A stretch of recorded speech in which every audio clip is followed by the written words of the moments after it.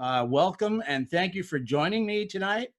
I could not be more thrilled to have a guy with us today from California. He is just a huge inspiration to me, someone who I never dreamed I would have the opportunity to get to know. And I have gotten to know him, and I consider him a good friend. He's a good man. Let me tell you a bit more about this fella. His name is Jay Johnson. Jay is, as you know, one of our premier ventriloquists, born in Lubbock, Texas, grew up in Richardson, Texas. He is a ventriloquist. He is an actor. And I have to emphasize the acting part. We'll talk more about that. You know him from all types of talk show appearances. We know him from Soap, which is one of the things that I think you know him best for. Let me kind of shoot back here to my points here. Soap was a historic television show, and Jay brought that to television, and his character, Chuck and Bob. He then went on with not only Bob, but a whole cast of characters as a Tony Award-winning actor on Broadway with his show, The Two and Only. There's Bob and Jay. And this show was so well received for it to be not only received on Broadway, but to get a Tony Award for it. Just absolutely amazing. So really just an incredible career thus far. There's plenty more to go. Wonderfully talented guy. I want to just take you to this video for a second. I think it's a great recap of Jay's career so far, and then we will jump right into talking to Jay Johnson.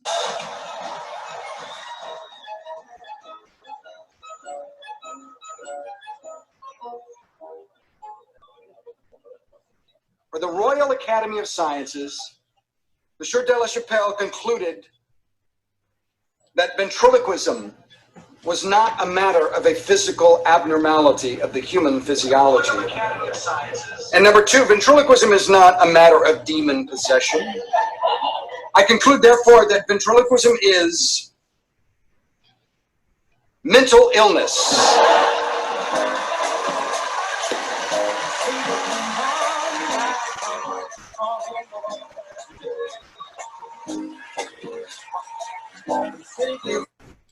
And we are here tonight to celebrate that mental illness.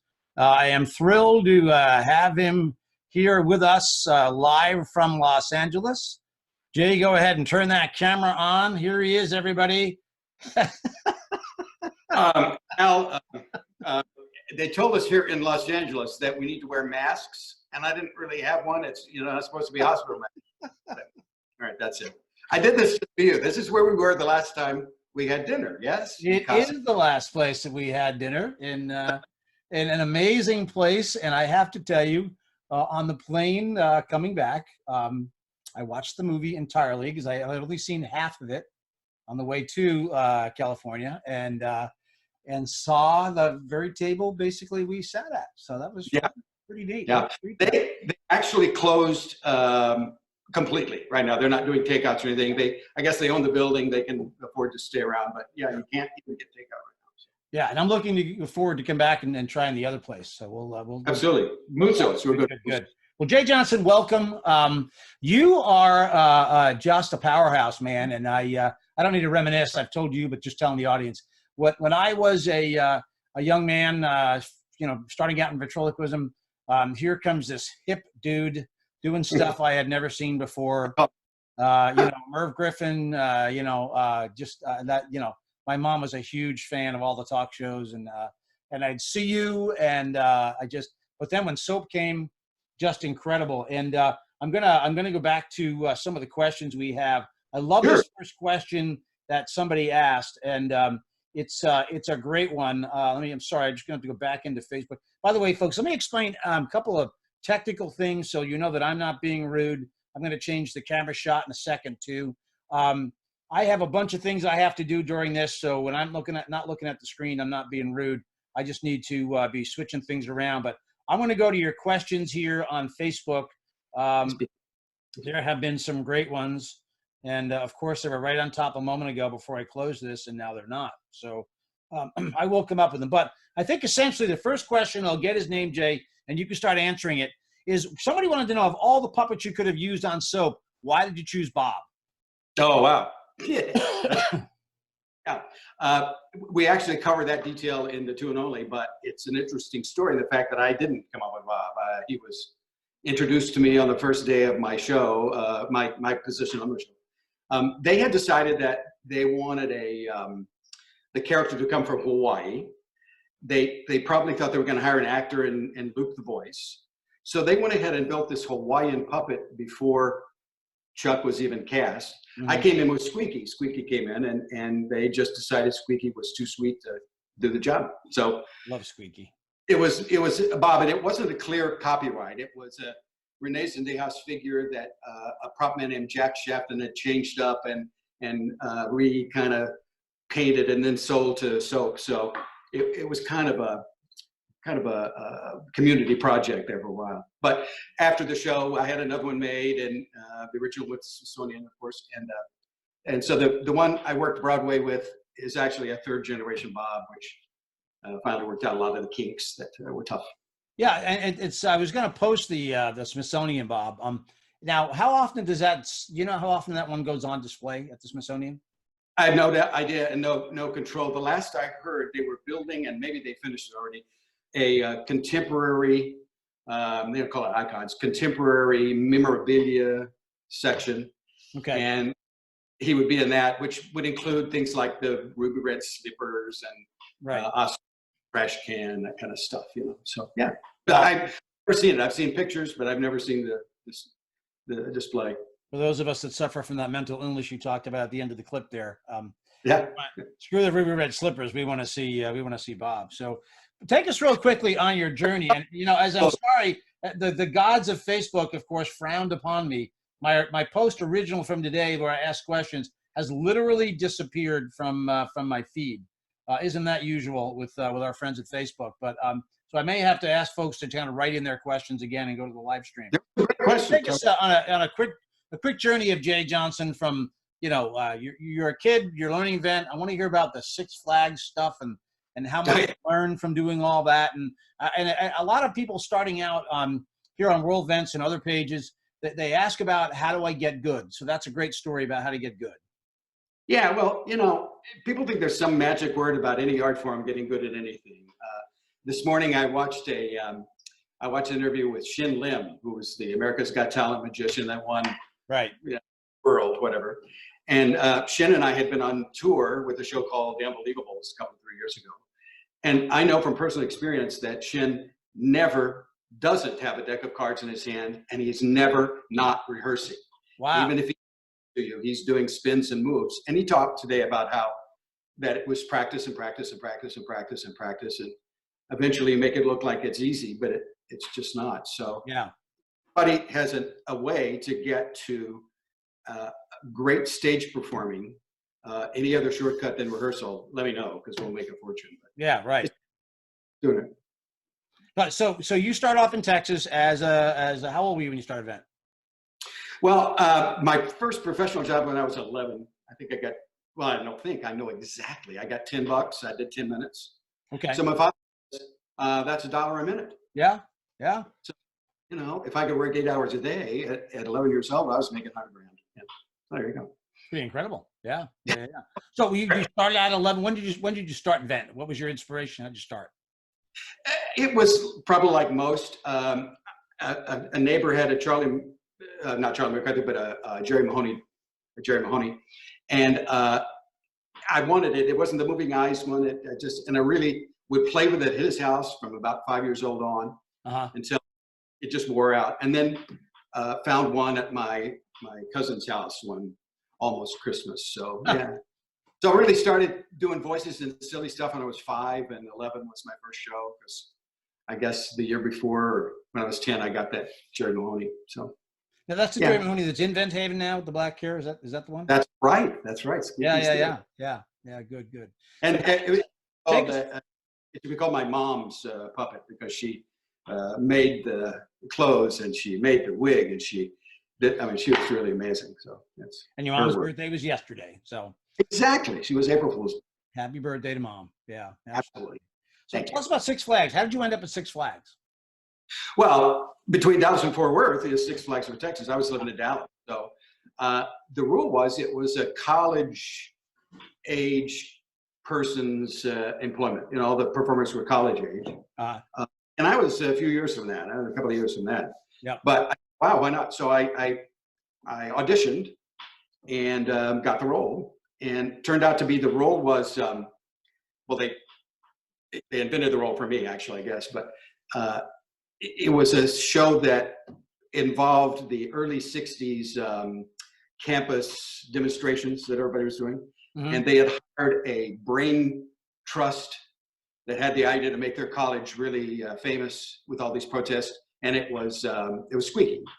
And they called him JJJ. So JJ comes in and first of all the girls have to wear bathing suits and all the have to stay in the dorm. You know, it was like, obviously. So, yeah. But we did that year, we did 2 shows a night at the, it's now the Southern Palace. It was the amphitheater then. So I don't know, maybe that's 2 a night for 16 weeks. I've never added up, but it was, you know, a couple of 100 shows, but not. Yeah, yeah. Well, is that where you met a young dancer, or was that someplace else?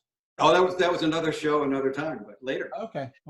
That next summer, though, working Six Flags over Texas, they built and opened Six Flags over Georgia. Oh. And because I'd worked Six Flags there, they asked me to come the next year to Georgia.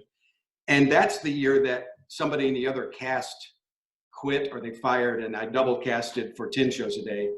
So that's the year I did 918 shows in a season. So wow.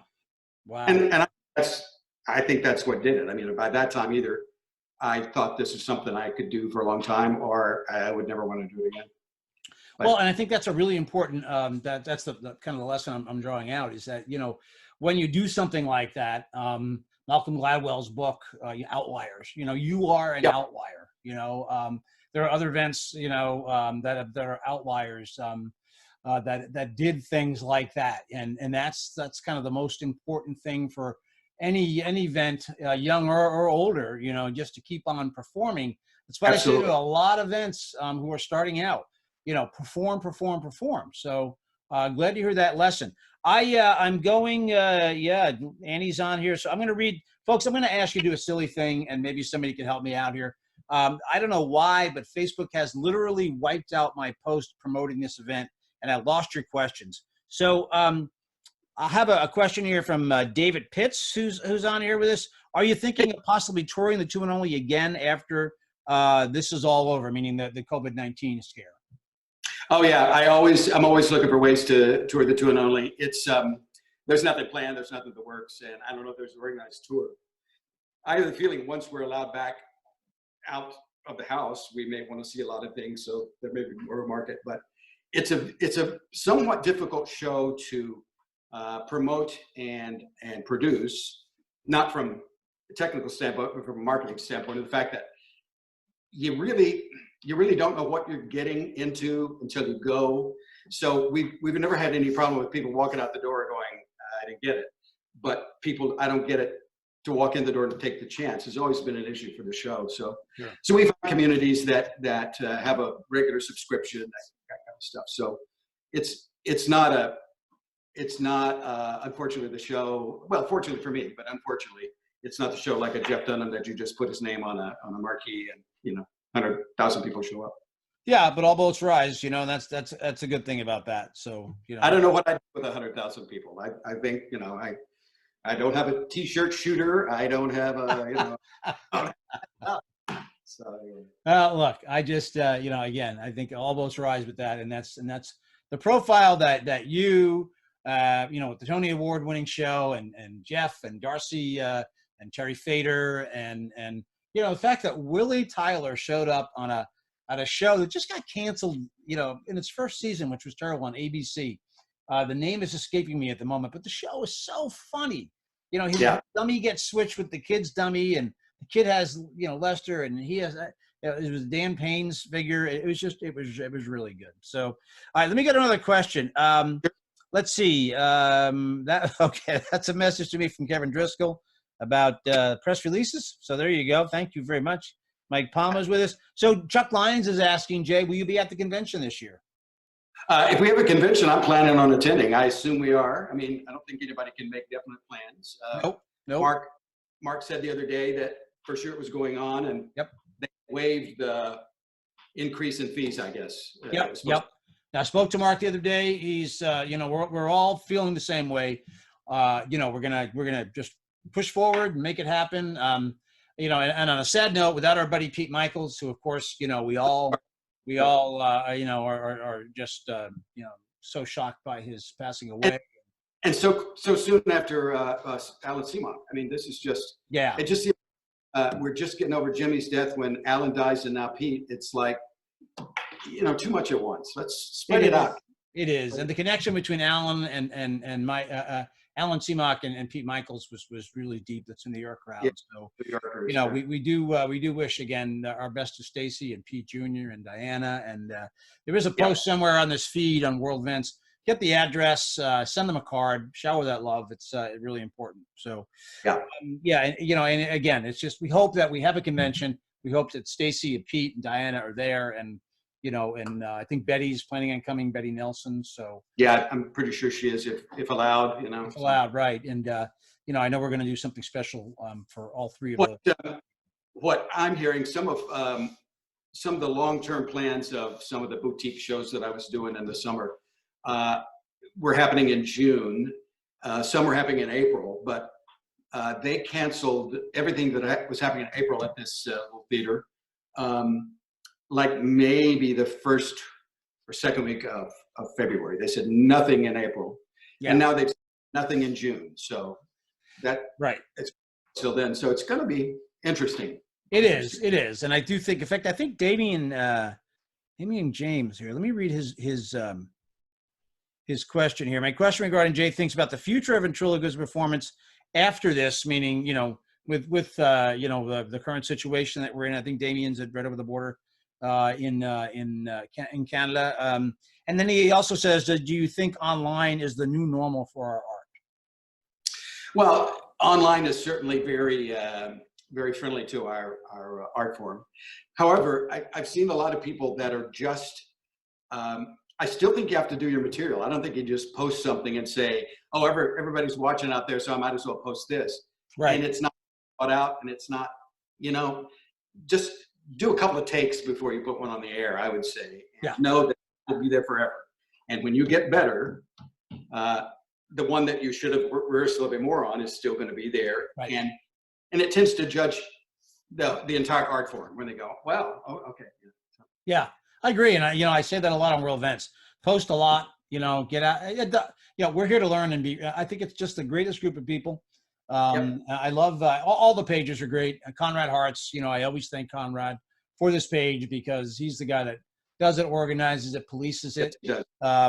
So we're just lucky to have it. So I'm going to read a few more things here. Of course, I mentioned Annie. Al, just getting back to the question, what's going to happen afterwards? I feel like if everybody gears up and theaters open and bars get open and things like that, which I don't know, how do you restart anything, much less an economy? But I think people will want to be going out more. I think they'll want to see more entertainment. So it puts us kind of back to where we were. If something is really, really too wonderful for you not to get out of your house and go to, you're going to go. So yeah, absolutely. Good stuff. Market. Yeah, I have to agree. It's funny. Just as we're talking on my phone here, Jonathan Geffner is a New York ventriloquist. He has done an amazing series called, if you haven't seen it yet, Jay, Trillo and Suede. It's I don't see it yet. Yeah. I just started watching it today. I felt terrible because I've known Jonathan for 100 years, but tune in. Everybody just tune in. It just came up. He just posted another episode. So sorry, off to the shoot there. Austin Phillips is here. Austin, I talked to him earlier today, says hello. David Pitts is here. Yep. Kevin Driscoll says, hey, Jay, saw your show. You inspired me to always dress like my puppet. So there. Lisa Paul's watching. Don, let me make sure I get Don's name right. John Pudliner, I think I have that right. What was the name of the game show Jay and Bob were hosts of? It was called So You Think You Got Troubles, and it was produced by Stu Billett, and oh man, who used to host You Bet Your Life? Not You Bet Your Life, but This Is Your Life, Al. No. Why is his name? He was a mentor of mine. I can't think of it. Yeah, not Ludden. Wasn't Alan? No. No. This is crazy. Yeah. Someone will be on Google and they'll tell us in the feed, Jay. Yeah, but he was a wonderful, wonderful man and had a great time. It was a show that was way ahead of his time. It was a show making fun of the shows that we have standard now, you know. Yeah. What we were doing is making fun of the Dr. Phil show. There just wasn't a Dr. Phil show at that point, you know. Yeah. So at one point it was a game show. At one point it was a comedy interview. At one point it was kind of a fortune-telling show. I don't know. Tried to do too much. We had a good time. Are those tapes around still? Do you know? Are they? There's a few on YouTube. Stu Billett, and I still talk to. He also created People's Court, so you know he's. Oh, there you go. Now I'd love to see you and Bob on People's Court. That would be a gift. Because we were shooting next to the same set for People's Court back when, we actually used that set for a piece. I'm trying to think. It was just a spoof. Remember the American Express commercial where you said, you know, the guy would get mad about picking it up or what? I don't know. There's some American Express commercial we spoofed using that. Okay. I was being sued over my American Express and didn't leave them without it. If it was better, I'd. That's great. That's great. Let me go back to some questions here. Let's see. Dennis, you say it froze up, buddy. I'm watching it on my phone, so we're not freezing up. You might want to check your Wi-Fi. Lawrence Harris says, love you on soap. Tom Ladshaw joined us. Hi there, Tom. Hey, Tom. Did you see that he and Annie did with the I can't say it, compare head? I did, yeah, the head. Yeah, really good. Yeah. Folks, if you haven't seen the latest I'm sorry, Jake, I cut you off. I said I love those things that they're doing because as many times as I've been to the museum, I rarely had Tom Ladshaw or anybody, at least, or anybody say that's what this is. It's really interesting. So, and they don't let us play with the puppets when we go there. So yeah, well, I know. Oh, look at that. Dale Brown woke up from his nap, Jay. He's watching us tonight. So Dale joined us. Yeah. Dale Brown is here. Yeah, he naps 23 and a half hours a day, and he just this. So you got it. You got it. You know, you got it. So Austin, you said from earlier on the phone, the question, ask your question again, Austin Phillips, because I don't see it here. Lawrence Harris says, are you working on any new characters? You know, there's always, in the back of your mind, there's always some character. Usually I have to work from a deadline, and that's what happened to the Two and Only. I kept thinking about a show, and finally somebody said, when are you going to do it? And I said, well, as soon as they get a theater and tell me to go. And that's exactly what happened. Yeah. So a lot of characters I'm thinking about, and how would I need them? And if suddenly they go, wow, this is a show that I'd be perfect, I would probably, 24/7 and woodshed it. But I don't have any female characters, and that's, somebody's been telling me that, why don't you have any girl figures? I've always felt like my falsetto with Bob was too much of a female voice. Yeah. It would have to be like more of a crone lady, an older lady. Sure. So I've never developed one, but in my mind, there's this lounge singer, that's very bad. And I look at my piano over here, and I've even done some experience where you shoot past the piano. And if you're doing this, you could actually be doing this. So it looks like I could play the piano and she could sing. That's great. And she's just that lounge diva, that's just awful. Yeah, with the cigarette voice. Oh, yeah. Oh, yeah. How are you? Good to see you. Yeah. I was having fun, but I'm not that kind. Yeah. It's a great question. Sue Lang, thank you for coming back with your question. She had asked earlier, I love the character Grandpa Geezer. What happened to him? You were great together. Grandpa Geezer is one of the great untold stories of the world. Just before Soap, literally maybe that spring before I started the show that fall, I was hired by Hood Dairy Company, which is up in Boston. They had come up with something called frozen yogurt. No one ever heard of it before. And they thought this was going to be the next pet rock. Everybody's going to want it. And eventually they did. And it was called Frogurt. And they wanted a character that would be kind of their Pillsbury Doughboy. So they came to me, just a guy that had done some talk shows and just new in town, and said, what would you do? So I designed that character and conceived it and built it and sold it to them. And the idea was that I would go around and do shows wherever they needed me. Right. So just as we're ready to start that, I got the figure built, everything was approved, and had a big budget to do that. And just as that happened, I got soap. And I went to them and I said, look, I know I've got a contract, and if you say I'm on the road tomorrow, I don't go to the studio. But if you'll give me, it was 13 shows at that point. You know, nobody's guaranteed anymore. So I said, if 13 shows, no matter what happens, I'll be much more valuable to you as an entertainer than I would be before. So why don't you just let me do this for 6 months? And they said, fantastic. So I did soap, stayed the entire time doing that. And by the time I was ready to do anything for Hood, they paid me my contract and said, you know, Frogert's just not doing that. So everybody had frozen yogurt, and it wasn't their exclusive. So, but I love Grandpa Geezer. I changed his name and added a mechanism so he would pull up his paper and look at it. So he's got his glasses on so he could read the paper. And it really borrowed the idea of Charlie Weaver. You know, Yeah. Letters. Do you remember Charlie Weaver? Yeah. He always had that in his pocket. I thought it's just right there in the newspaper. He could just talk about that. So, Yeah, that's awesome. Yeah. great character. Well, so you got to drag him out someday, Jay. You know, I was just thinking about that. There's some guys sitting in the living room, and they're just kind of visual stuff. But one day I would love to, for a world event, just open up the prop closet in the office, and some of the like suitcases. I'm not even sure what's in there. I mean, I know major leagues, but through the years I've collected things that were stuff. And so maybe that's a great time. We should do that. Yeah, I think that would be awesome, because we're going to be in this for a little while. So maybe in a few weeks we'll drag that out. And you know, I'm dying to see the Frogert character too. Oh, he's really cute. He's really cute. And I'll even dig up all the drawings and all the sketches that I did for him before he was sculpted. And the weird thing, though, you know, people have no imagination in the advertising business sometimes. And I was so proud of this puppet, Farmer Frogert, that the minute he was complete enough and I could do some mechanism, I ran over to the agency over in Beverly Hills and I said, look at this. Just look at this. Wow. Well, it was just unpainted fiberglass at that point. Huh. And they kind of go, and one guy said, well, he's kind of white.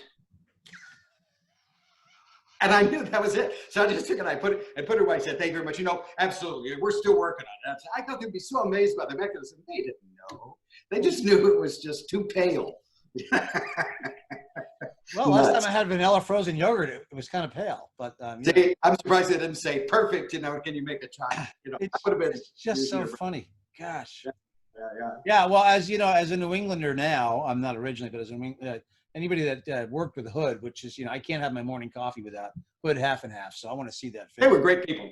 Oh, yeah. Great company. They're still around. So Ken McGrath, thank you so much for writing your questions again. Who wanted to know, and I previewed this one for you. What's that? Before you leave Farmer Frogert, I just want to say there's a tag to the story to give me my salary that I was due for this tour. They said, yeah, but we paid for those puppets on the Farmer Frogert. We paid for the puppets, so send us the puppets. And I said, okay, so I did. So they sat in the Hood Dairy warehouse for, I don't know, 3 or 4 years. I was on tour with Shields and Yarnell, and Robert Shields was a toy collector. He loved toys, and particularly Vint figures. And I'm telling him the story about Hood. And he goes, let's get him. Let's get him. Let's buy him back. And I said, well, you know, I don't know. He said, no, make the call. And he said, there's 2 of them? I said, yeah, I had to back up. He said, all right, whatever you offer them, offer it for both of them, and I'll take one of them, and we'll both pay half price. And that's exactly what we did. So the only other Farmer Frogert is with Robert. And, I feel like I need to run out of the room right now and go tell Nancy, because I forgot about the Shields and Yarnell part of it. And I kind of ruined the punchline of the whole thing too, because I was just talking to her today about these figures, and I can't wait to see them. So, all right, what's that? Yeah, question. Yeah, jump into Kenneth's questions. So I warned you about this first question, or previewed this with you. What's the funniest thing Harry the Hat ever did in real life? Oh, wow. The funniest thing that Harry the Hat, oh God, there's so many Harry Anderson stories, Harry the Hats. Maybe the funniest thing, the weirdest thing is an easy one to come by, but the funniest thing is perhaps one Halloween while he was working at Warner Brothers, they built him a Batman suit, a really good Batman suit, and he loved it. He kept it every Halloween, he had it. But the first year he had it, he was at Warner Brothers coming out of the studio with it on, trying to go home. And there was somebody trying to cross the road at a pedestrian crossing, you know, and they couldn't have traffic. So he stood out in front of the traffic as Batman in front of Warner Brothers and said, "Stop," and let the person cross. And then just my God. walked on. That is hysterical. Yeah. The other stole the idea, does Broadway and the crosswalks now. So there you go. Stole the whole thing. yeah. So he was that, but and I know Harry Anderson, dear friend of yours, we lost. How long is it now? 2 years. 2 years. Yeah. And we're you coming up on the April 15th. So. Yep. And you couldn't be with us last year. You guys went to Ireland and had a memorial service for Harry. Yeah, we had story about that. Harry and I, with our wives, had been to Ireland like 2 years before this, just before he died, and fresh in our minds. And he wanted his ashes put in Ireland, where he dearly loved. So Elizabeth, his wife, decided that we would go back to Inisheer, which is a little island we had spent a day on. Yeah, I know it. Yeah. No cars, just buggies, right? Yep. So we thought, wow, let's go back and let's put his ashes somewhere in that island that we will always remember. And maybe we could find the same buggy guy that we had before. Be great. So there were about 10 of us in the family, and we got there, and we couldn't find the guy originally. His name was Michael. His horse was Bob. I would never forget this. So we get another guy, and we're going down and going down and going down. And finally he realizes why we're there, and he gets very sober and very sober and very, oh, I'm so sorry. And I said, we really were looking for Michael and his horse Bob. And he went, oh yeah, Michael and Bob.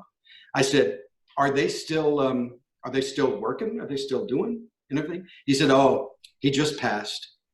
And I went, oh my God. And my reaction, he looked at me and went, no, they just passed. That was it. They just went down. And it went from Charlie Chaplin, oh my God, to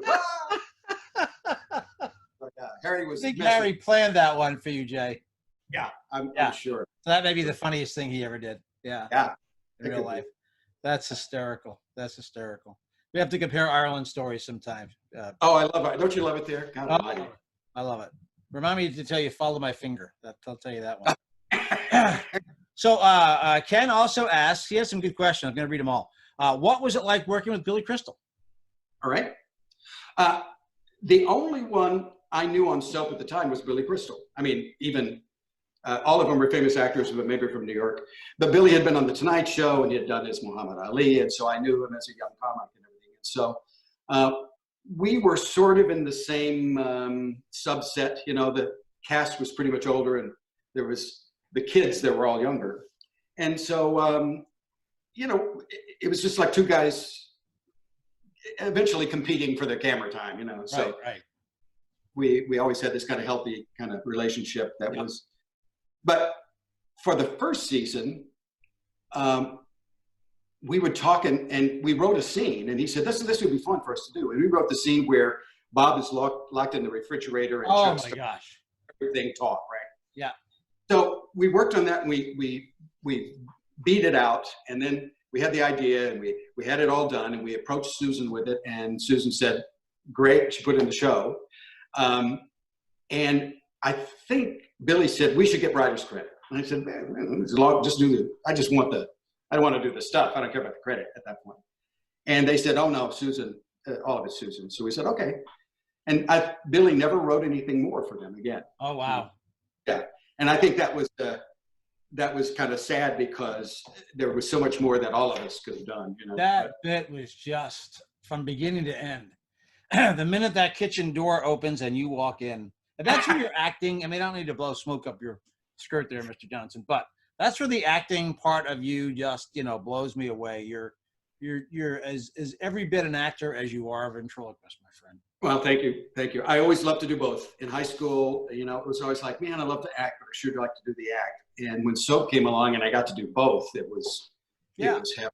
And then broken badges, another fun time. In fact, we're going to talk about one of the dummies you're going to show us in a minute was on one of the episodes of one of the shows that I loved. My mom loved you, by the way. So. Oh well. Yeah. No, that's why we look alike. Yeah. Exactly. Yeah. finally from Ken, and then I'm gonna maybe have you show us a couple of things you have there. What did you learn from doing the off-Broadway show, or from doing the Broadway show, I guess, really? Well, ventriloquism, no matter what, is a live medium. It's a live art form. There are certain things that happen live that no matter how well you film it and how great your shot is, it's just not the same. Because part of ventriloquism is being there of the moment and going, wow, wait a minute, I'm now confused as to who's who. And is that happening live? Is that you really doing it? And it really is. That's the joy. Yeah. So what I learned on Broadway was that there are never two audiences. I'd kind of come to that conclusion over my Six Flags thing. But doing the same thing every night, 8 times a week, no two audiences are ever the same. And to have the privilege of working for a statistically unique group of people that night was a big responsibility, because there are people who come back, but statistically, you'll never see those people again. They will never come together again. This is a unique time. And if you don't be in the moment and at the time and present with them, they shouldn't see, oh, he's done that before. Oh, yeah, he's probably does that a million times. If they think that, then they might as well have gone to a movie. You know? Sure. Yeah. So what I learned on Broadway was you always have to be there. You know, there's no filming it and taking the day off. And there's never a time that you're not promoting it. You know, oh God, we were sold out last night. Terrific. We have tonight, tomorrow, the next night, the next night, the next night. So you can't just say, well, we're a hit, unless you're Hamilton, and then you have to turn people away. But yeah, is there a ventriloquist in Hamilton? I don't think so. But no, I can't get tickets. I don't know. I don't know. It could be. But you know, I love what you just said, and this is what I love about your brain. Statistically, you'll never get the same people in the same room. That is so true. And statistically, too, not statistically, qualitatively, they'll never be in the same mood they were in that night when they were together. Exactly. And if you don't understand that and get with them, my wife gets on me all the time, because less now because it seems to be so repetitive. But when I was on the road doing clubs, I had CNN on all the time. Right. Not for any other reason other than if something gets talked about 4 or 5 times, right, audience knows that. Yes. So or to come up, like, you know, something happens, somebody yells out something or something falls, and you have a reference that was just on television that day, it's golden, you know? Yeah, so no. Very unique, and they need to be, you need to play on those moments that happen. Don't plan on the fact that you're just going to ad lib, but when you're ready to let those things happen, and it's just magic. Yeah, magic. Yeah, absolutely. All right, I'm going to give you a question. Jimmy V, I am going to get you for your comment. He said it's a great group except for Al, and I just interviewed him last night. So I will, I'm going to get him for that. He's part of that Dale Brown group. While you're, you want to take it around the other, what's that? Free for all and against Gettler, or free for all and against Dale Brown? Always, it's okay. That's all right. What happens when you put yourself out there? I'll tell you off camera about the phone call I got the other night, which was maybe I did tell you, but yeah, so it's crazy. Anyway, while you're taking us to the other side of the table, yes, I'm going to ask you a question that you can answer while you're moving around. Bill Joyce wants to know, in performance, how much time do you give each character? Do you have kind of a set formula, or is that just something that just happens organically? Well, that's a great question. For me, it kind of happens organically. You know, Bob always had the most time in my nightclub just because I had the most material with him. Right. Some characters you don't want to have a character longer than they've used. How do I say this? You want a character to only have the time that's perfect for them. And if that's 2 minutes and you get a golden 2 minutes, that's perfect. Right. Minutes might be awful with this. So, right. Anyway. All right. I'm turning it around. Here it is. Yep. This is Grandma. She's my fortune teller. Back when I reconstructed her while my wife was doing Sophisticated Ladies every night at the theater. And she's just great. Oh, that's nice. Wait, if I have a dime, let's see if I do. Yeah, got a dime. It would have originally, hello there. Okay, I dropped my dime, here it is. This makes for great video, Jay, thank you. Thank you so much. Yes, well, see, there. Okay, there, that's it, all right. Cut, and here we go with the dime. The dime had a string on it, and I could pull it right back up, so here she is. Oh, you know what? What? Watch this.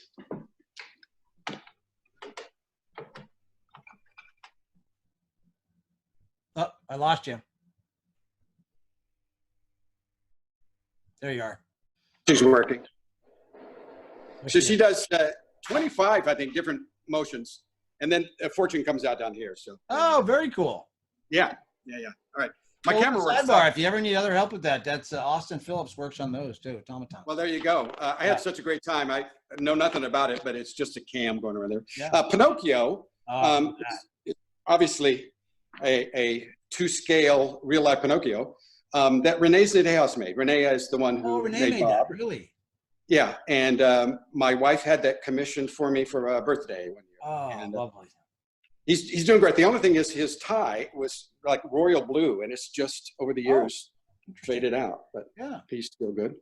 And there's some sort of Axtell thing. I don't know. It's a monkey. That's a monkey. That is a monkey. I bet she has a monkey joke in him. So here's the figure we were just talking about. Yeah, this is Clown. And Clown was the witness to the murder that I committed as a character named Noel Abbott in a movie called Riddle for Puppets. That was part of the Mrs. Columbo series. Anyway, he was the silent witness. And eventually what I have to do to silence him is I have to cut the wire that makes his mouth move. Yeah. Now, Bob also, just a quick trivia thing, Bob also ended up almost as a witness for the state for the death of one of the Campbells, correct? Oh, yeah. Originally, we joined soap because I was going to be the killer of Peter. Yeah. And Bob was going to turn state's evidence and say, yeah, I saw him do it. I was there. Anyway, this is John Henry, and John Henry is sort of my homage to Harry the Hat. You can see that was a fan that we had at his funeral, Second Line in New Orleans. Yeah. And John Henry, I think, was the figure of Loring Campbell, Bob Campbell, not related. Right. And somehow Harry got him, and we used to. I think he got that for his birthday one time, and then he gave it to me for my birthday, and then a couple of years later, I gave it to him for his birthday. And so when I turned 60, I think I got it back, and that's John Henry. And he spits, and he does a lot of things. He's really who built him? Do you know? I don't know, and I'm sure that Tom Ladshaw would probably. Yeah, know. Tom or one of the figure makers out there. Yeah, might be with us, or Austin, or somebody. I'll go down the list in a minute. A lot of comments coming in. Ronn Campbell was the ventriloquist, and he was mainly a magician, I think. And oh wow! And this guy, this is another Renee creation, and my friend Pat Duffy gave me that T-shirt as a joke, and so I put it on. Bob, see, I'm backlit here from the living room, but obviously a Renee face. Yes. Right? And the body. What's significant about this? This is where my dogs. That's where Harry sleeps. Yep. Yeah. They're hanging there now. So. Oh, look at that! They're being so quiet today. Well, yeah, I'm surprised. There's Boo. Hey, Boo. And the little one is named Harry.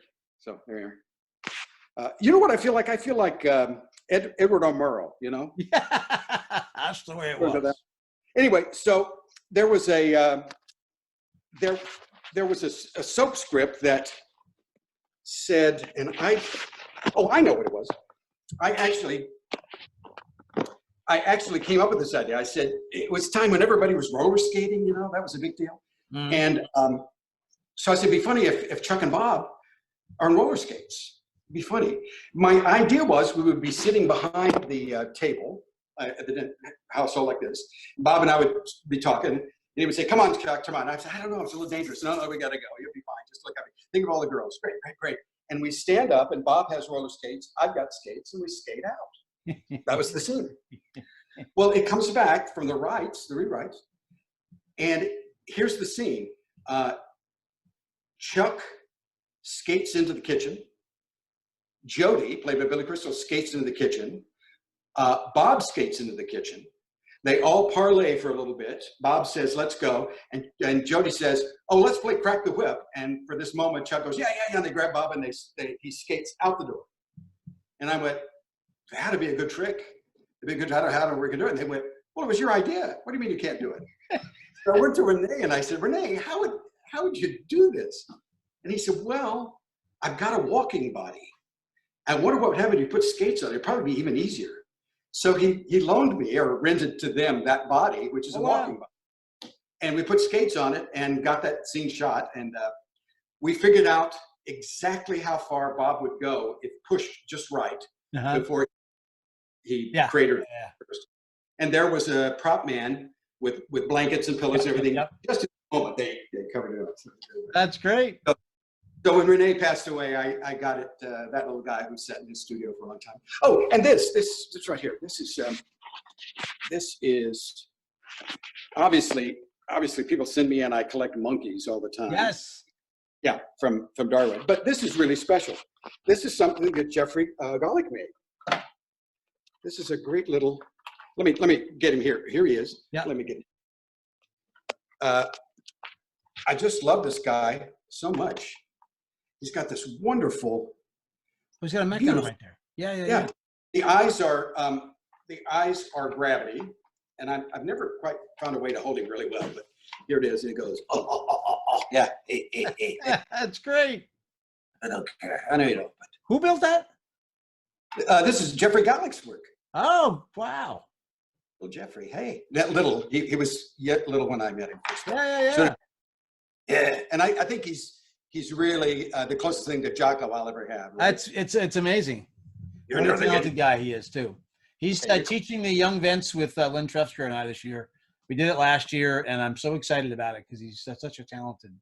Oh yeah, he's a nice guy, figure maker, and what gets me is the guys coming up today and the girls coming up today are just so well versed in all of it. They make great puppets, they do good material, they work it well, So good for them. I think the thing that really say about that is, don't you hate them? Anyway, so, all right, Austin Phillips, he sent this question. If Jay could have dinner with one of the old great Vents, great question, who would it be and what would you talk about? Oh, wow. Well, if I had my druthers, it would be Arthur Prince. Died just before I was born, probably, or maybe overlapped. I don't know. And I didn't know about him until very late in my career. And finally found a book by his son called Reflections in the Glass Eye.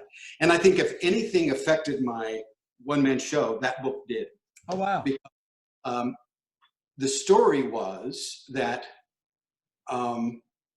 he died on stage. And Tom, you can probably tell me how close this is. But the way I understand it, he died on stage and they rushed him to the hospital or wherever they would do. But they left his act. They left Sailor Jim just right there on stage. Right. As he's in the casket, everybody was going, wow, they dressed him in a show wardrobe. And they said, doesn't look right, doesn't look right. And they realized they had never seen him in that wardrobe without Sailor Jim at his side. Huh. Said, where's Sailor Jim?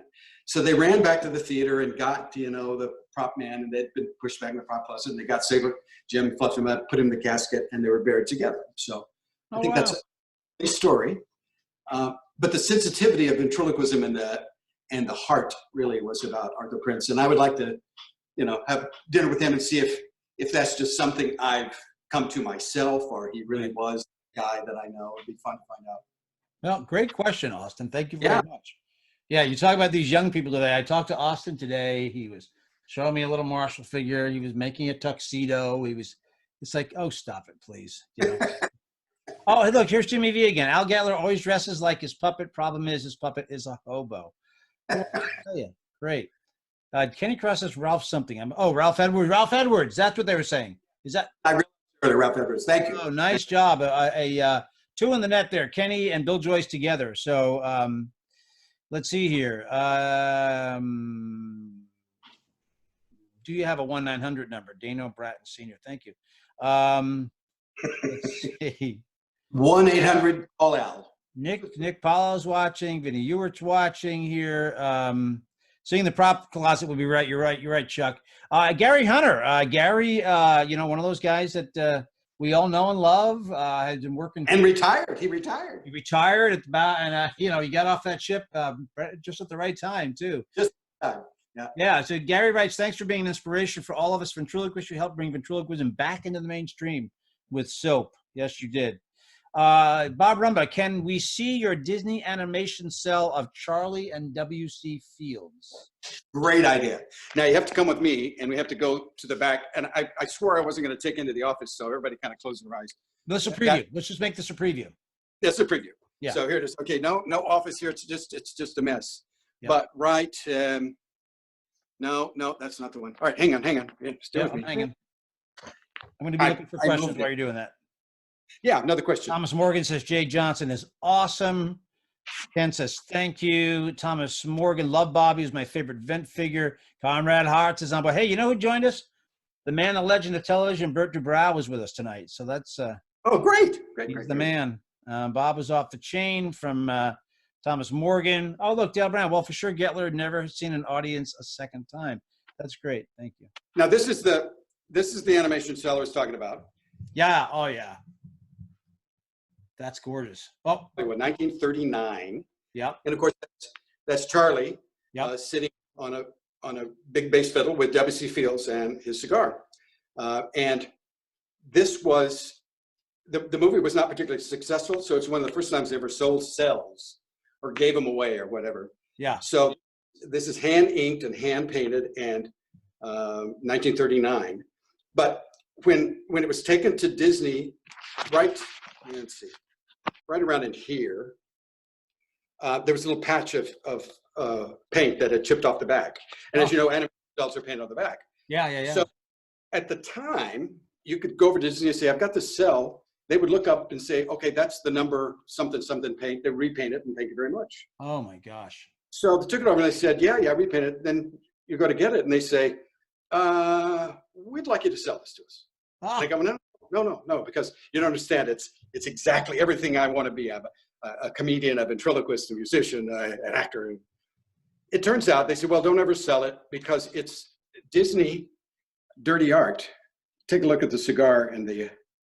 Oh my gosh. Yeah. So they didn't want that getting out. So I could never sell it, and I could never tell that it has that phallus in it. So you never never saw it. What was the cartoon feature that was a part of? Oh yeah, it was called Mother Goose Goes to Hollywood. Oh sure, yeah, Mother Goose Goes to Hollywood. Right. The idea was all the Hollywood stars were toys in a sort of pre-Toy Story. Actually, is what it was. Yeah, it's an amazing study too. I'm not going to just spend 30 seconds on it. The Disney Bergen relationship. Tyler Ellis was nice enough to have me as a co steward of the Edgar Bergen fan page, and we are going to do a thing on the Disney Bergen relationship with a guy named David Wilson, who has a lot of the documents from Bergen. Wow. Yeah. So watch for that one. But David Pitt says, I agree with Al on Jay's acting. Yeah, it's just it's absolutely great. Lee Cornell joined us. Chuck Lyons is always nice. We love you, Al. I used to think Chuck Lyons was nice to me because he wanted to, do my funeral, but now he's retired. Thomas Morgan, great question. He might have missed the beginning of it. Just go over again who created Bob and maybe a story about Renee. Sure. Renee Zendejas did the original mold. And it's funny because Renee and Jerry Lane at one point were partners, and they had a company called Ventriloquist. Mm-hmm. And they created this character, which is basically the little face over there in the walking body that Bob face. Mm-hmm. And so they were putting that out as just a stock figure. It was pricey at the time, but it was good. And then they had a falling out, and I think Jerry took some of the business and Renee took some of the business. Renee kept the name, Enterprises, and kept all the engineered molds. Okay. Yeah. So Bob was a standard puppet, and that's when Jack Shafton got the contract himself to build what was going to be Bob. Okay. He went to Renee, changed it all up so it looked like his own, and sold it to Soap. So gotcha. It really was Renee's creation with kind of makeup done by Jack Shafton, who was Gotcha. And you kept mentioning Susan before. I'm going to test my brain. Susan Harris, is that right? Yeah, the writer of Soap Creative. Right. Yeah. Okay. I don't know why that came to me just now, but yeah. Steve Axtell joined us. Steve's done an amazing job on getting out there with video. Steve, we appreciate you doing that, and it really is great. Steve Petras joined us. So Tom, we asked that question. Steve says he visited Renee's studio with you at one point. So there you go. Okay. Yeah. Joe Self, who was Renee's partner in shows, was given the studio and everything in it after Renee passed away. And he didn't even go in there, I don't think, for a year. Wow. He just couldn't was like a tomb. So the first time he went in, he invited Steve Extel, myself, Brian, Simon, and Marge, and our wives. And it was like going back in time because I'd spent so many hours in this studio, and we found a bottle of paint that was special paint, and it just said Bob on it, and it was obviously Renee's handwriting. So it was quite a thing. But yeah, he sold the studio and got all the stuff out, so that can't happen anymore. Was that a champagne kind of event? You know, did you bring a special bottle with you and toast? Well, we didn't drink there, but we went to the smokehouse and certainly did. There you go. Yeah. Renee was all about cosmopolitan, so we had a couple of costumes. Yep. Thomas Morgan wants to know if you have a favorite ventriloquist. I think you said Arthur Prince was probably somebody you wanted to meet. I don't know if that's your favorite ventriloquist. Were you a Bergen guy, a Winchell guy? What was, you know, how that we all kind of choose those territories? Well, that's like saying what's your favorite singer if you're a singer, and you tend to like the singer that you think you wanted to be or be closer to. You know, I'd like to be this guy, but you love all of them. There's not a ventriloquist that has performed and gotten, you know, successful that I don't see really greatness in, and not ones who haven't gotten great or not. I'm just saying that's the ones that we've seen. But I think Jimmy was the one. I think Jimmy was my favorite. Jimmy, you know, right to my, I don't know if I can see that in the shot there. His albums there. Of course, Jimmy always talked about Edgar, and I believe, I love studying the commercial aspect of Bergen's career. So. Oh yeah, because you're the advertising guy. Yeah. But Jimmy just had this, and I've talked about this and thought about it so much since his passing, how much he really did mean to me and influence what I did. Danny was just my kind of guy, and that's what I wanted Squeaky to be. I wanted Bob to be Danny, you know. Yeah. Because he wasn't mean, he wasn't cruel, he was precocious. It's hard to say, you know, he was a little more precocious than Charlie McCarthy, a little different than Jerry Mahoney. It was that relationship, and I don't know. Yeah, zing, zing, zing, kind of a feel to him. Yeah, one of my favorite routines actually on this album is the Army routine. I don't know if you remember that from the Instant Ventriloquism. Let's get these men out of the hot sun and all this data. The banter was just great. It was great. Yeah. So let's see here. I'm going to run through here quick. Steve, great question or a great thing to talk about. What is your pre-show warm-up? So Steve Axtell is giving a little inside tip there. And we'll probably look to wrap this up. And, you know, we've been at this with you for an hour. So we'll be easy on you, let you off soon here. But what is your pre-show warm-up routine? Well, you know, I think being a ventriloquist, it's very easy to go over your lines because you've got both sides, you know, so you know their time. Not like an actor that has to space himself out. So I think about the routine. I think about what jokes I would like to get in for this particular crowd. You know, if it's a corporate crowd, what's the corporate jokes that I've written? Make sure those are there. I pace. I love to pace. I like my time to be my own. And so I find that if you're pacing, people don't tend to stop and converse with you. Right. You know, you just go high and you keep walking. And just kind of do it, and it just centers me. So that, and a little bit of, if I'm not feeling quite vocally, I do some old Gerald Tate warm-ups, and you know. But pacing is the main thing. It keeps me on, keeps the energy going. Yeah. I know a lot of us have eaten dinner. I have to have a coin in my pocket, and I have to have you know, the right socks on, and those kind of things. There you go.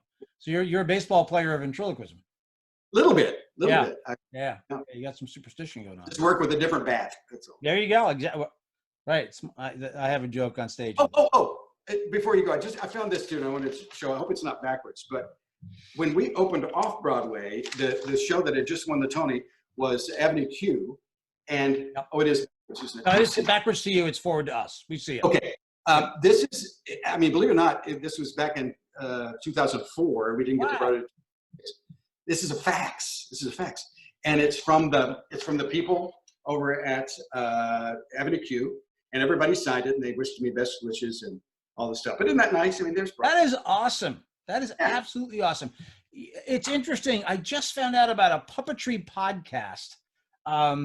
Who's the guy that built? Do you remember the name of the guy that built the puppets? I'll have to put it out there.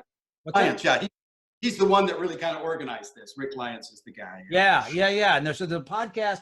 He's on it, and another guy's. It's pretty incredible. I'll send it to you. It's amazing. He's incredible talent, and for some reason we got to meet way back when. So I actually sort of knew him when we were opening. And one of the things I wish, and there's so many stories that I know I need to shut up, but when we were off Broadway and they were on Broadway, there was a character, and still is, in Avenue Q called Lucy the Slut.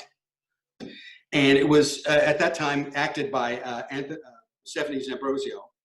And she sent a dirty picture of herself, the puppet, to Bob backstage. And, you know, full on breast shot.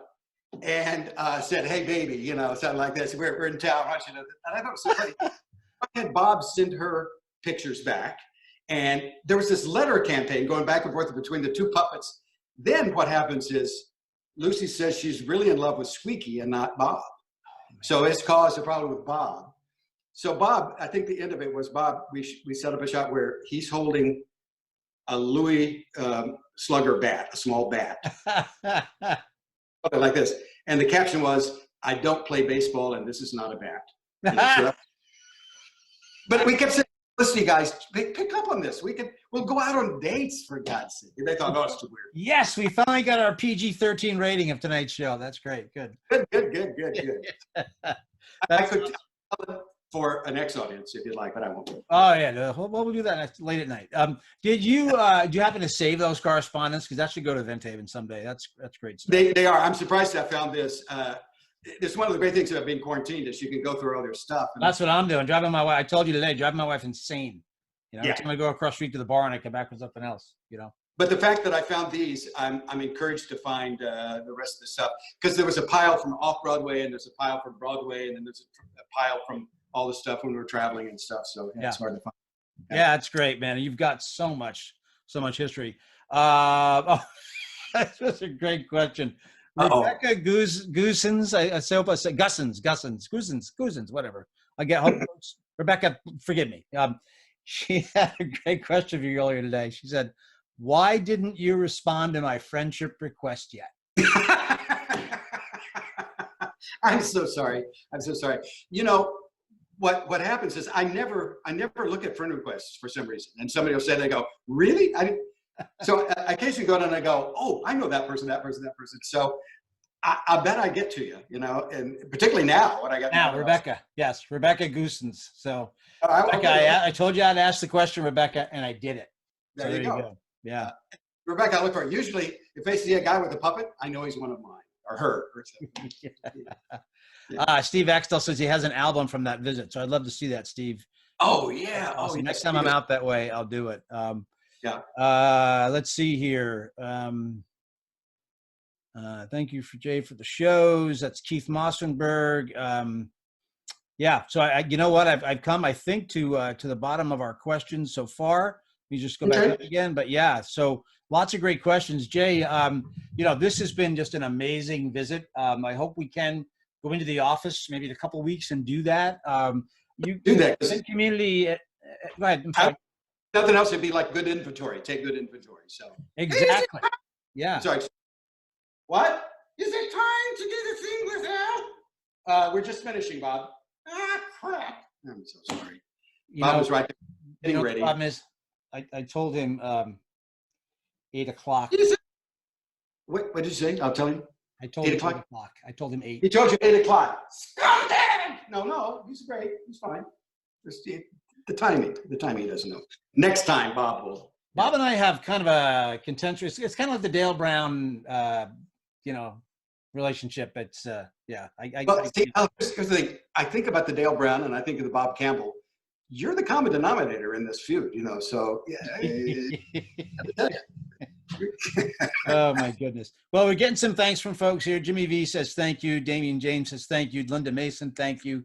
Christy B, Jimmy's wife, who by the way is the first lady of ventriloquism. She actually climbed upstairs after having knee surgery last night to run the camera for the tour of his collection. So oh my God. Gal. Yeah, she's the best. Can I have Sandy call her? Yeah, I want to point out that Nancy's in the other room. Just as I was closing the door, she said, "Tell Jay I said hi," and that was it. Oh, wait. What is that? Is that that's a little Tony behind you there. Oh, look at that. Huh. And that's a award from, there you go. Huh. That's a little Tony award there, isn't it? Wow. Right. Yeah. Suddenly, in my back, and I had to That's do it. that was good. I like how you worked that in. I have a picture of Jimmy Nelson holding that trophy. Oh, do you really? He came out to do an interview with Tom Ladshaw and Brian and Rich, so came on. You know, you're talking about going through the barn. I didn't plan on showing this at all either, but I found a videotape out going through stuff, and this made me cry. It's a videotape that Jimmy actually put together for me. Oh my God. And said he would send it to me. And August 16th, 2000. Hello, Al. Here's the tape I promised you. Best to you and your family, Jimmy Nelson.